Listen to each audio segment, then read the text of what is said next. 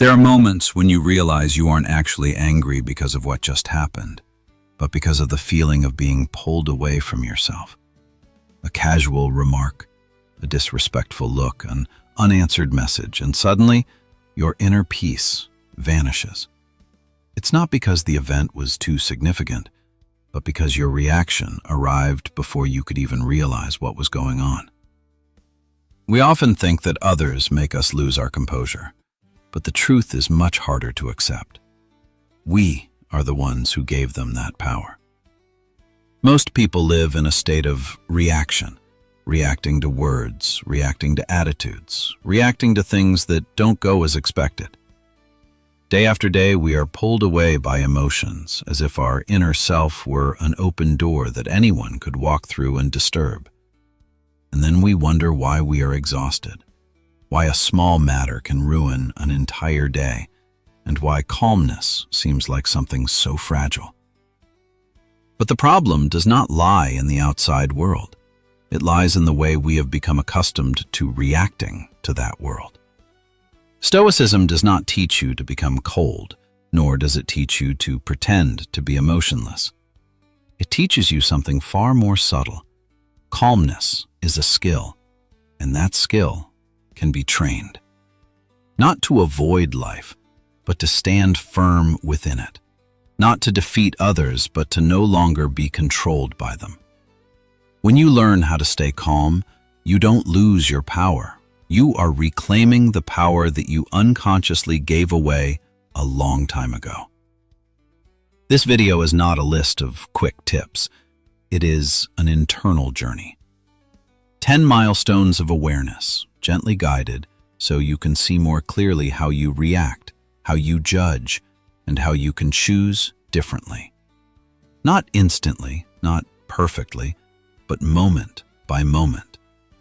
Because when you are no longer pulled away by anyone or anything, calmness is no longer a temporary state. It becomes the way you exist in this life.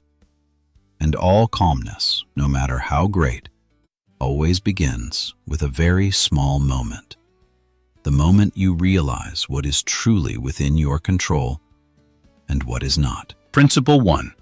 Control your reaction. Marcus Aurelius once wrote that you have power over your mind, not outside events. This is the foundation of Stoicism. When you understand this, you stop trying to control the world around you and begin to return to mastering your own reactions. This also means that there are things in life that are never in your hands: the attitudes of others, the words they speak, or the unexpected situations that strike. All of them happen without your permission. But there is one thing that always stays with you: how you perceive and react to what is unfolding. The problem is, a reaction rarely waits for you to be alert. It appears almost instantly.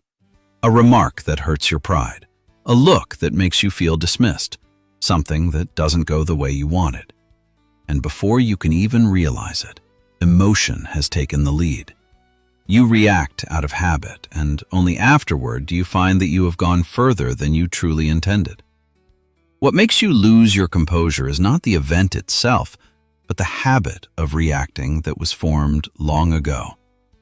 You are used to responding immediately, used to protecting your ego, used to the feeling that if you don't react, you are weak. And it is that very habit that makes you lose the mastery you thought you still had. Stoicism does not teach you to become emotionless. It only reminds you to recognize that between what happens and how you react, there is always a space. That space is where the power of choice begins. When you pause for even a single breath, you have reclaimed control. Calmness, in that sense, is not the absence of emotion. It is the ability to see the emotion coming, but not letting it decide for you. And that is the true starting point of self-mastery. Principle 2. Expectations create anger. When anger arises, you often think it comes from the actions of others. An insensitive remark, an attitude that wasn't what you expected, a silence that makes you feel ignored. But if you look closer, you will realize that what hurts you does not lie entirely within that action, but in the gap between what you expected and what actually happened. Most of these expectations are never spoken aloud. You expect others to understand you. You expect them to behave more thoughtfully. You expect recognition, gratitude, or at least a timely response. And when those things do not appear, your mind reacts as if something is wrong. At this point, anger is not just an immediate reaction. It is the feeling of disappointment because reality failed to meet the standards you silently set. Epictetus once reminded us that it is not things themselves that disturb people, but their judgments about those things. When you attach your emotions to expectations of how others should behave, you are handing over control of your composure to things outside of your reach. You are no longer reacting to reality, but to a version of reality that you had imagined beforehand. In daily life, this happens very quietly. You don't realize you are expecting until the anger has already formed. You think you are reacting to someone else, but in truth, you are reacting to the internal sense of letdown. And as long as you fail to see that, anger will continue to return, no matter how many times the circumstances change. When you begin to identify your expectations, a small shift occurs. You don't need to eliminate expectations, nor do you need to blame your emotions. You only need to see clearly that they exist. The moment you distinguish between what is reality and what was your expectation, anger loses its silent power. And from that point on, you are no longer pulled away as easily as before. Principle 3. Pause before you respond. Most of the things you regret in life do not come from major decisions, but from rushed reactions. A message sent before you had time to think. A comment blurted out in the heat of anger. An argument is prolonged simply because you couldn't master your emotions. And afterward comes the lingering remorse. If only I had done things differently. The Stoic does not seek to defeat emotion with logic. They understand that when anger arises, logic usually arrives late. Therefore, they do not try to think correctly at that moment. They do only one thing. They do not act while emotion is behind the wheel. Not to escape, but to avoid causing self-inflicted harm. This pause is not a complex technique. It doesn't require deep self-understanding, nor does it demand perfect mindfulness. It is simply a very basic decision. Not to reply yet. Not to say that next sentence. Not to continue the dialogue when you know you are not in your best state. It is this small delay that makes a big difference. Because once the emotion is past, what you once wanted to say often is no longer as important as you thought. And if you have given yourself enough time not react immediately, you have avoided many unnecessary apologies and many relationships fractured by a single moment of lost control. The pause does not make you weak. It helps you retain your self-respect during the times when it is easiest to lose. Calmness here is not about suppression or pretending to be unaffected.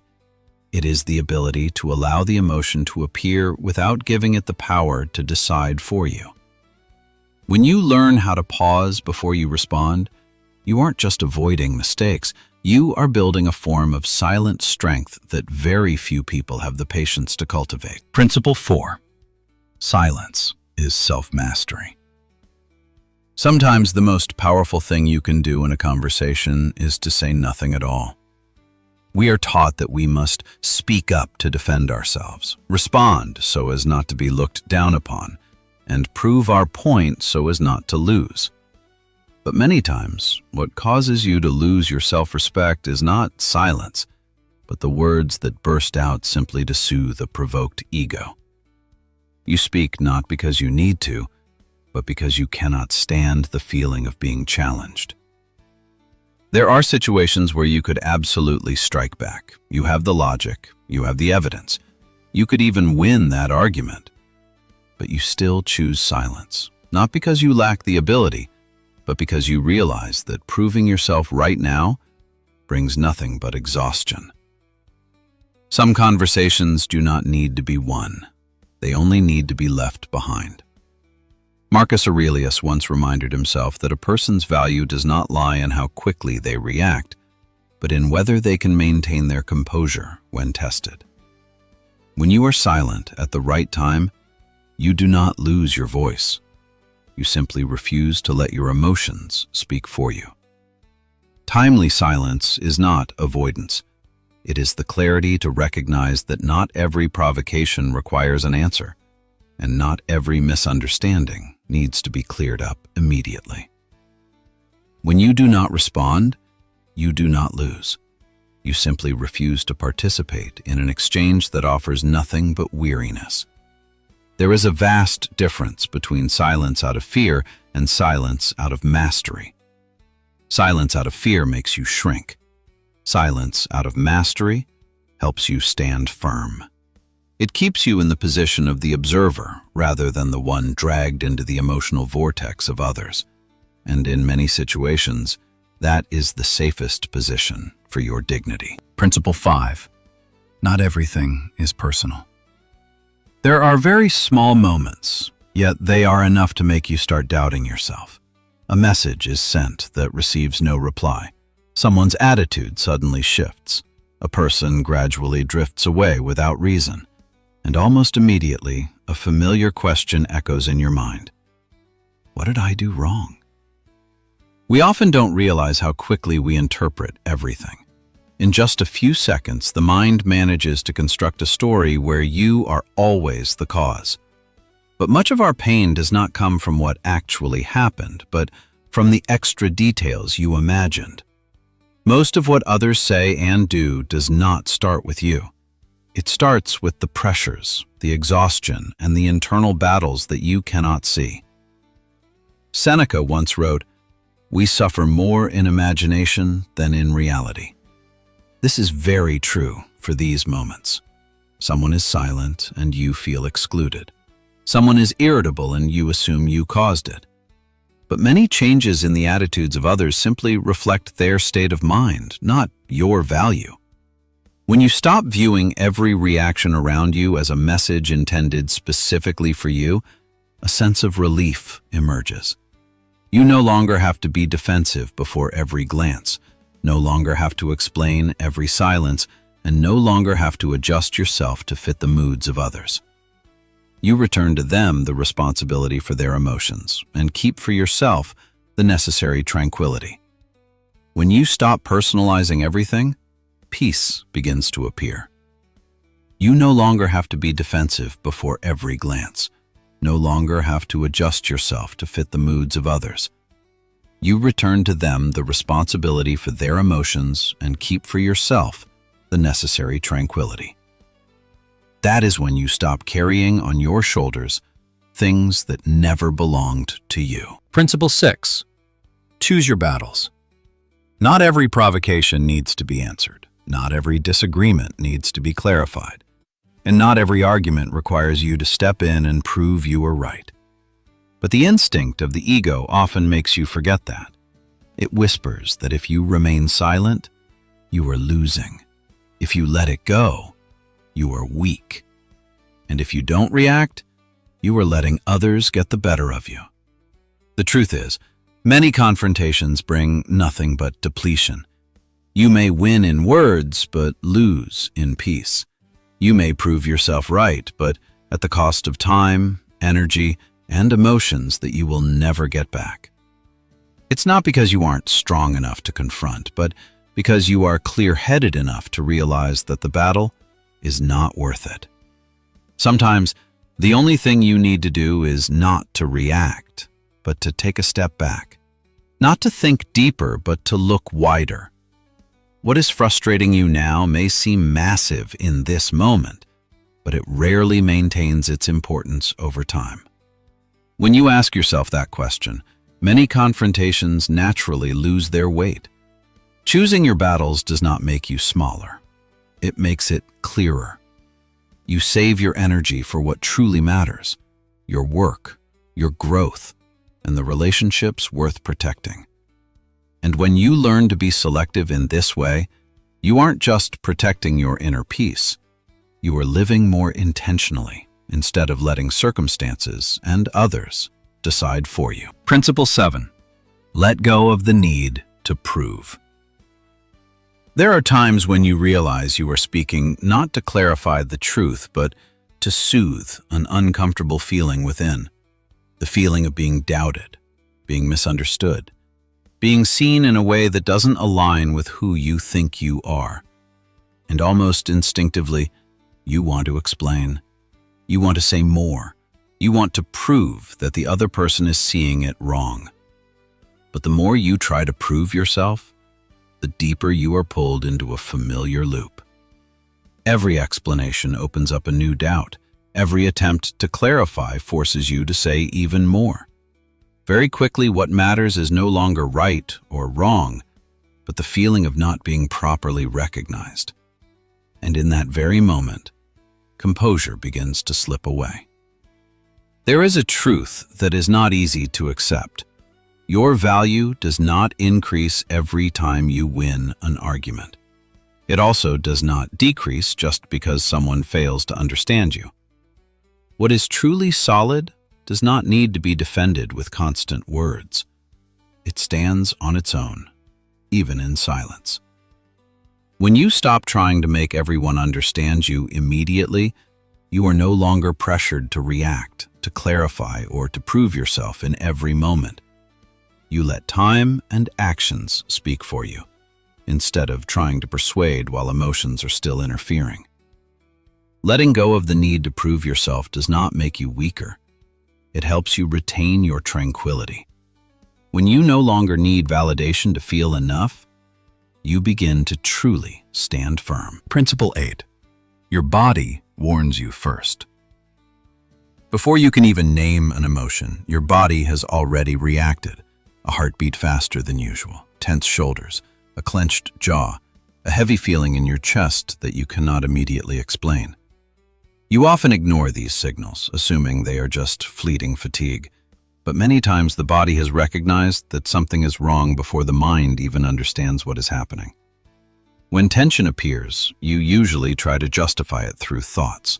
You ask yourself what you are frustrated about, who you are annoyed with, or whether you are overreacting. But Stoicism does not begin with analyzing thoughts. It begins with recognizing the state. Before you argue with your emotions, pay attention to what your body is saying.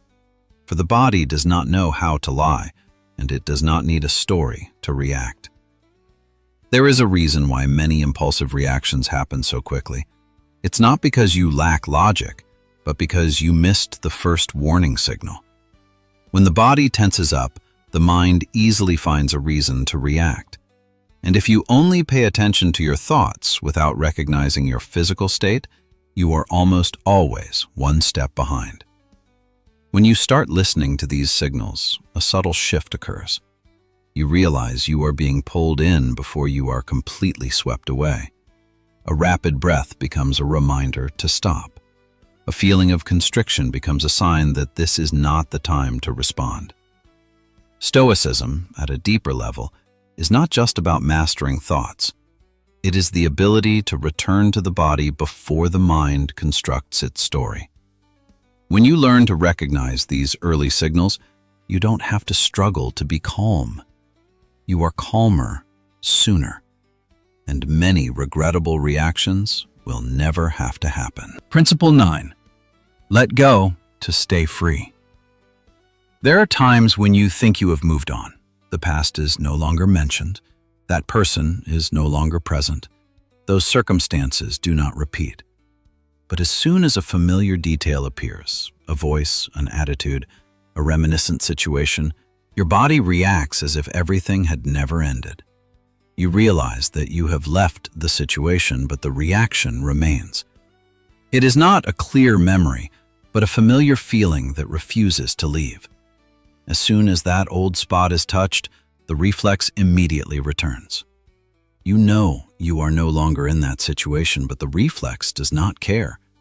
It only repeats what once helped you defend yourself. Very often, outside life has moved on, but inside, you are still holding a silent pull. Not because you are intentionally clinging, but because you still wish for something to be different. A reaction from someone else, a late recognition, a clearer ending. And it is that unreleased desire that keeps you from truly leaving. Epictetus once reminded us that people are not bound by what has happened, but by what they still carry in their minds. Letting go, in that sense, is not about erasing the past, but about ceasing to hold on to the old reactions that continue to dominate you in the present. It is letting go of the need to control how others behave, letting go of the desire to be understood or compensated, letting go of the story you unconsciously repeat every time that familiar feeling arises. When you still hold on to these things, you are not just remembering the past, you are living in it. You respond to the present with an old internal state rather than with the clarity of this moment. And therefore, even though circumstances have changed, your inner freedom remains held back. Letting go is not about forgiving others, nor is it about denying what happened. It is the decision to stop handing over control of your emotions to things outside of your reach. When you stop demanding that reality be different before you can be at peace, the weight begins to lift from your shoulders. Freedom does not come from everything being perfectly resolved. It appears when you no longer let something from the past dictate how you live today. When you let go in the right place, you don't lose your power. You reclaim it. Because only when you are no longer pulled by what lies outside of yourself are you truly free. Principle 10. Calm is your power. At some point you realize that calmness is not something you try to achieve in uncomfortable situations. It is the state you return to when you no longer allow others, circumstances, or fleeting emotions to decide how you react. Calmness does not appear when everything is peaceful. It appears when you have stopped letting external chaos penetrate your inner self. A calm person is not someone who feels nothing. They still clearly feel frustration, disappointment, or pressure, but they do not rush to act upon those emotions. They let everything unfold, observe it long enough, and then choose how to stand within the situation. And it is precisely this slowing down that makes the difference.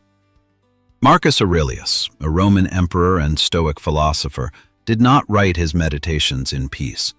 He wrote amidst war, plague, betrayal, and decisions that allowed no room for error. And it was in those circumstances that he reminded himself that the greatest strength does not lie in external power, but in the ability to keep the mind from being swept away by the surrounding chaos. When you understand that, calmness is no longer a reaction, it becomes a position. In that position, you don't need to win every argument. You don't need to prove you are right. You don't need to control how others behave. You choose silence when necessary. You choose to walk away when it is enough. You choose to respond instead of reacting. Not because you are weak, but because you are no longer being pulled. Calmness is power because it returns the right of choice to you. When the mind is not swept away, you see more clearly what is worth keeping, what should be let go, and what no longer belongs to you. You do not let a temporary moment decide how you live in the long term. And that is the end of this journey. Not for you to become cold or distant, but for you to stand firmer in a volatile world.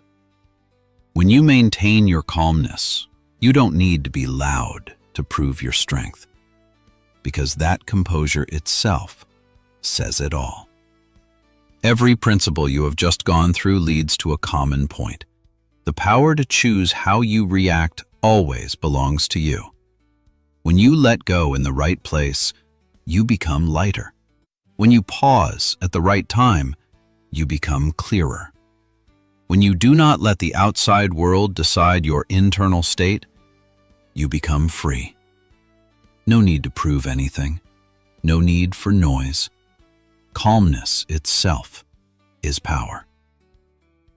If this journey resonated with you, choose one principle that you feel fits best and start applying it today.